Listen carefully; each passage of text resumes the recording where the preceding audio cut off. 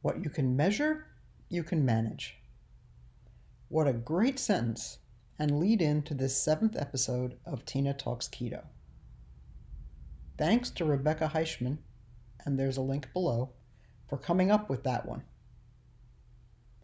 Also, thanks again to all of you who are watching and listening to my videos. Please remember to like them and subscribe. My channel and these videos are about my journey on a ketogenic way of eating, and also what I've learned along the way. My name is Tina Barkin, and for the past 27 months, I've been eating some form of a low-carb diet. In the beginning, I followed Dr. Atkins' plan in his 1972 book, and more recently, I follow Dr. Eric Westman's food plan. These two plans are very similar, though I have modified it a bit as I eat less fats and cheese than what Dr. Westman allows. I'm down about 60 pounds from when I started, and I'm at my goal weight. As we go together with my journey, I'll talk about what version of keto I started with, what I'm doing now, and what worked, what changed along the way, and what didn't work. Right up front, it's important to say that what you hear from me is my opinion. It's what worked or didn't work for me. What works for you may be different. It doesn't mean one is right and the other isn't. We all need to learn what's best for us individually, and hopefully I can help with that. The things I talk about in this video and any past or future videos are not any kind of medical advice. I'm not a doctor. So, before you make any changes, please see your physician. My previous episode, number 6, was the presentation I gave at a keto retreat in Tennessee.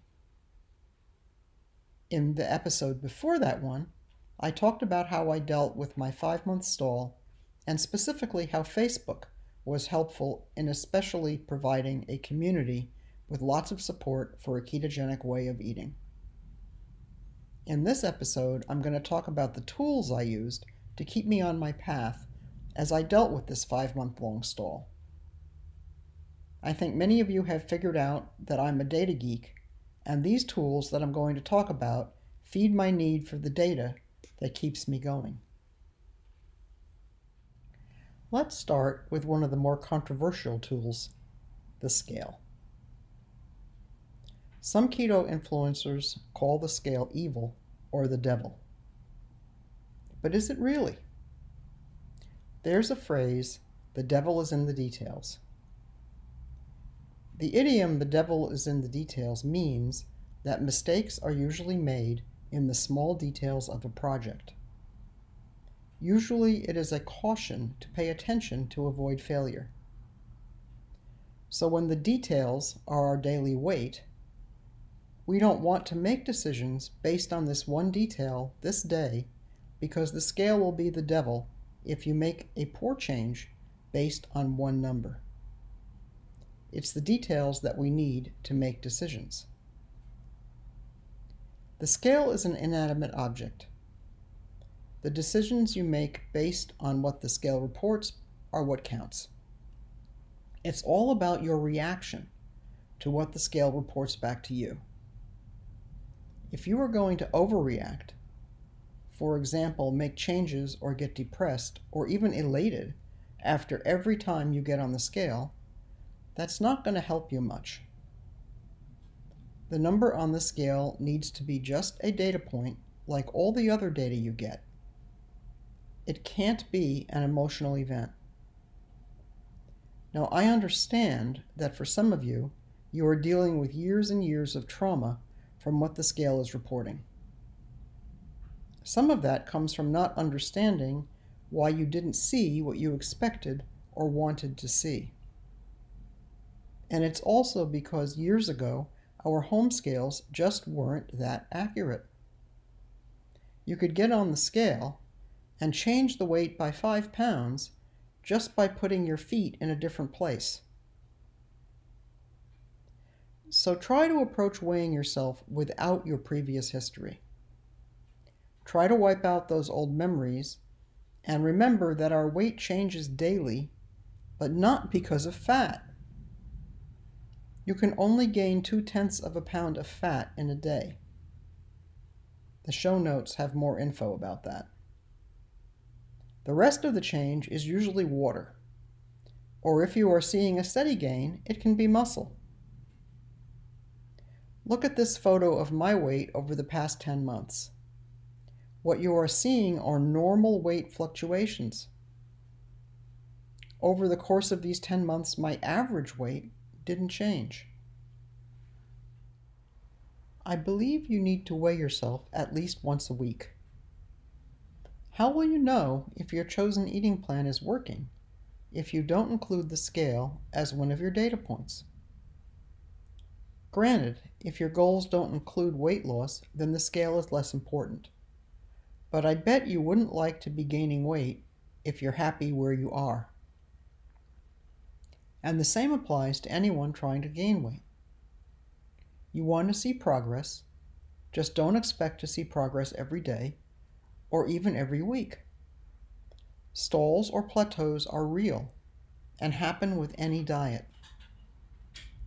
Sometimes it just takes your body a while to catch up with what you are trying to accomplish. Now here's why weighing is important. While I was in my 5-month stall, somewhere in month 2, I made a change and tried the high-fat version of keto. I ate about 80% fat and about 15% protein. I didn't change carbs. Over the course of 2 weeks, I gained about 8 pounds. I weigh myself daily and take a weekly average. If I had not been weighing myself daily, or at least weekly, I wouldn't have noticed this change soon enough to make a course correction. Fortunately, I went back to around 65% fat and took the extra 8 pounds back off. And please realize that just because this higher fat version of keto didn't work for me, that it won't work for you. As I've said many times in my videos, we are all different. I'm talking about tools today because they will give you the best data to figure out what works for you. My recommendation is to get one of the new electronic scales with multiple measurements. In addition to weight, the new ones measure BMI, body fat, fat-free body weight, subcutaneous fat, skeletal muscle, visceral fat, bone mass, and muscle mass. Some also measure water weight, basal metabolism, and metabolic age. All this data helps keep the emotion out of one's thoughts because typically you can see changes like increased muscle mass when your weight is a bit higher. If you start weighing when you start your food plan, you will know what you started at. If you haven't been weighing regularly, then at least get a weight when you make a change and track that so you know how you are actually doing. Another tool besides the scale are body measurements. Some people will say that taking measurements is a reasonable alternative to the scale, and that's not necessarily wrong. But it takes a long time to see changes in measurements, and it's really hard to be accurate with a measuring tape. How tight are you holding the tape? Are you measuring in exactly the same place? A good idea if someone is helping you is to take pictures of your measurement locations. Where exactly on your thigh did you put the tape? Are you measuring at your belly button or your natural waist? Your natural waist is where you bend when you lean over sideways. But that location has at least an inch or two variation. If you see an 1/8 inch change on your measuring tape, how will that make you feel? There can be as much emotional baggage with measurements as there are with the scale. So my recommendation is to take measurements about once a month and to weigh yourself at least weekly and collect that data unemotionally. Another tool is tracking. Some people like to weigh, measure, and then log what they eat, and others really hate it. Some people hate it because they don't want to be accountable for what they eat. There are some jokes on Facebook and other social media about weighing strawberries or other foods and putting some of the food on the food scale and some in one's mouth at the same time. If you hate tracking because you don't want to be accountable for what you eat, then you have some emotional issues around food that should be addressed. If you hate tracking because it's a pain in the ass, then I'm with you. It is a pain in the ass. However, it can be made less painful by creating recipes. So if your breakfast is always coffee, cream, bacon, and eggs, make that a recipe, and you only have to enter each individual item once. After that, just enter the recipe you created. Tracking is the only way you can know exactly what you are eating and learn from that. Going back to my stall, I knew how much fat and protein I was eating both before and after my change to 80%. I knew this because I was tracking my food. If you are following Dr. Atkins or Dr. Westman's food list, they will say that tracking isn't necessary. I'm not sure I agree if you've entered a stall. Dr. Westman will say, you are eating too much if you aren't losing. Cut back on fats and cheese. Well, how do you know how much to cut back if you haven't tracked how much you are already eating? It's so much easier to make positive corrective changes if you already know where you are at. Another thing is that we are all terrible at estimating how much of a food we are actually eating. If you pour cream into your coffee, take out a measuring spoon one day and actually see how much you are using.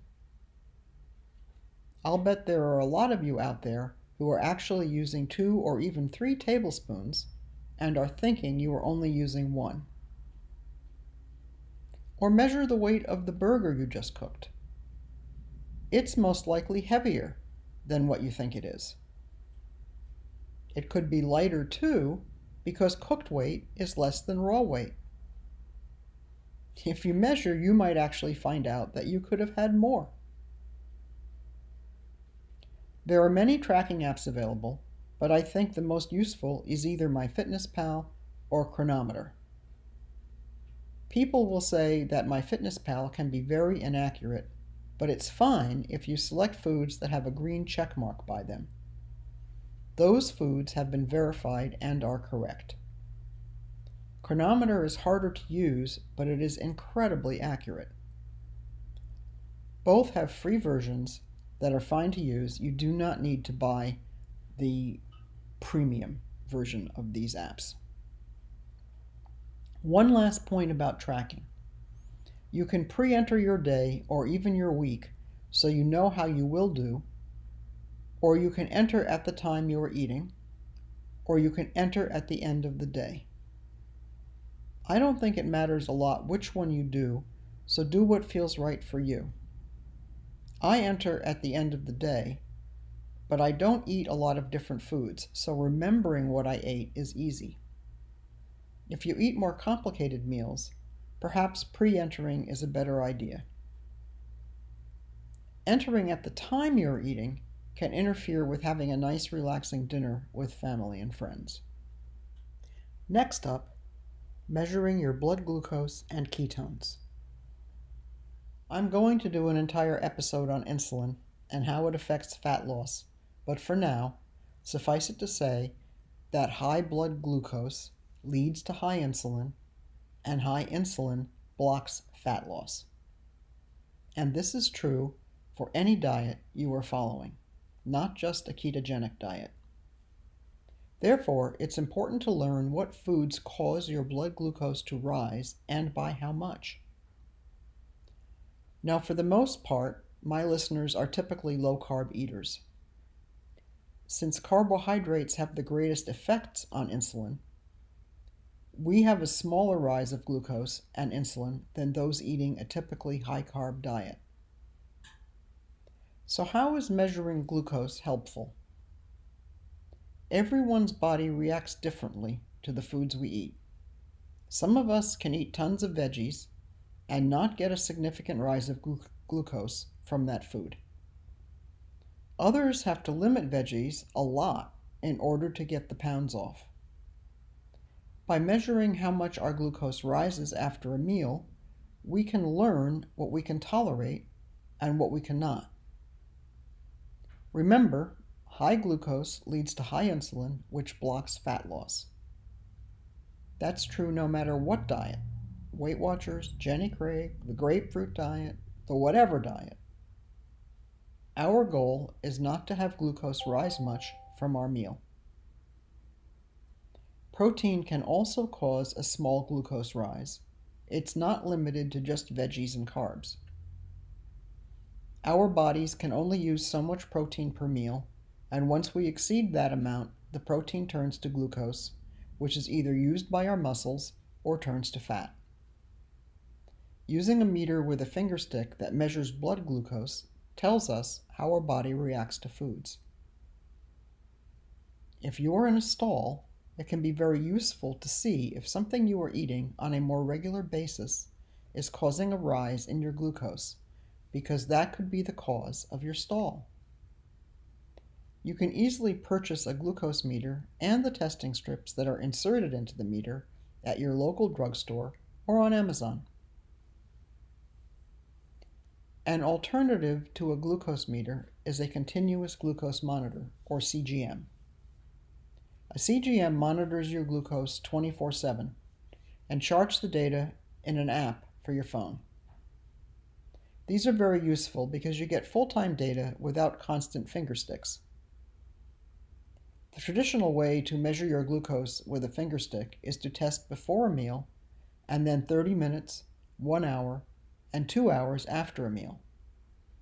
If your glucose has not gone down 2 hours later, you continue until it starts going down. That's a lot of finger sticks, all of which are avoided with a CGM. And wearing a CGM is completely painless, which is another benefit. It's quite easy to obtain a CGM if you are a diabetic, but somewhat challenging if you're not. There are 3 companies that I'm aware of that offer CGMs when you subscribe to their services.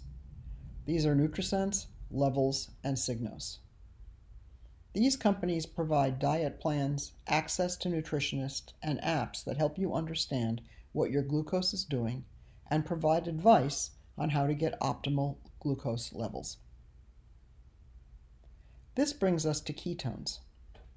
When you are eating a low-carb diet continuously, your body will change which fuel it uses from burning sugar for fuel to burning fat for fuel. This is called being in ketosis and is the goal of a low-carb diet. We want our bodies to burn off excess fat. There is some controversy about whether we need to eat fat and how much fat in order to stimulate the ketogenic process versus not eating excess fat and teaching our body to use the fat we already have as fuel. Most low-carb influencers will agree that we burn the fat we eat before we burn the fat on our bodies. But some will argue that we need to teach our body to use fat by first eating a lot of fat. I do not do well eating a lot of excess fat, so it seems, at least for my body, that it just needs to burn the fat I already have. There are 3 different ways to measure ketones. The easiest and least expensive way is to use urine sticks. These measure the ketones that your body does not use. We can either burn ketones or waste them. If we waste them, they depart our body in our pee. The urine strips measure by color from no color at all to a very dark purple. The darker the color, the more you are wasting instead of burning. Ultimately, you want a very light pink color or no color at all. If you are not expecting this change, you may think you have gone out of ketosis, but actually, your body is doing exactly the right thing by using all the ketones you are producing. The next method is to use a breath meter. If used correctly, this can be a great way to measure ketones. You must purchase the device, but once you do that, there's no more expense. The downside is that it's difficult to learn how to breathe correctly into the meter to get an accurate measurement.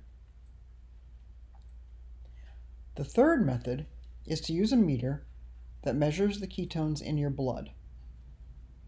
There are separate meters for this, but also dual meters that measure both glucose and ketones with the same meter. The two major companies that have these meters are ForaCare and Keto Mojo. These meters use two types of strips, one for glucose and one for ketones, to get the measurements. This is the most accurate way to measure how many ketones you are producing and is an absolute confirmation that you are in ketosis. The last tool I'm going to talk about is blood work. One of the things the keto way of eating does best is correcting and optimizing your metabolic health. I wish that I had the smarts to get a set of blood work when I started.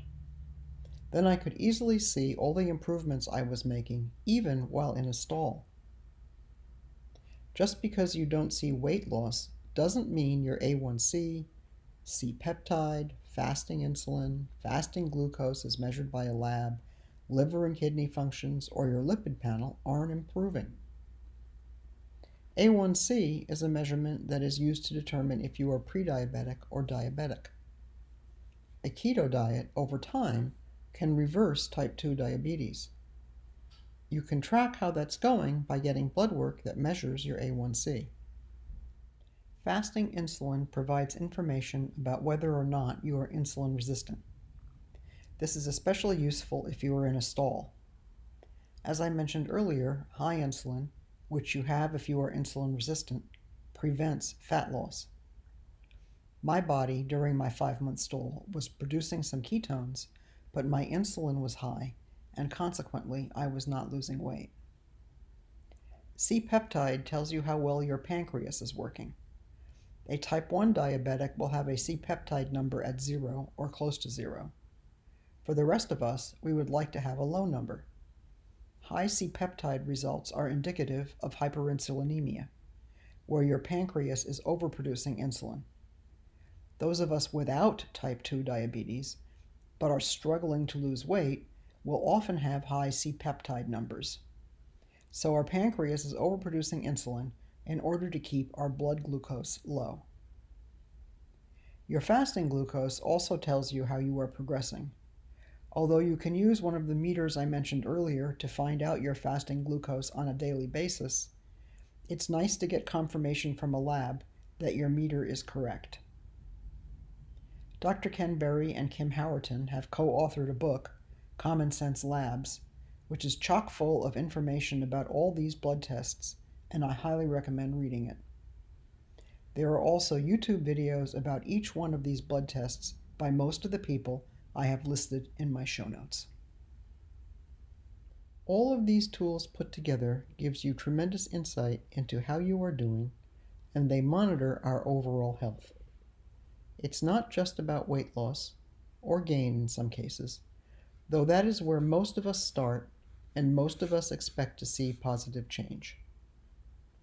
When we don't, if we are using these tools, we can see other positive changes, and when we see these positive changes, we ultimately will see weight loss, even if it's 5, 6 months, or even a year later.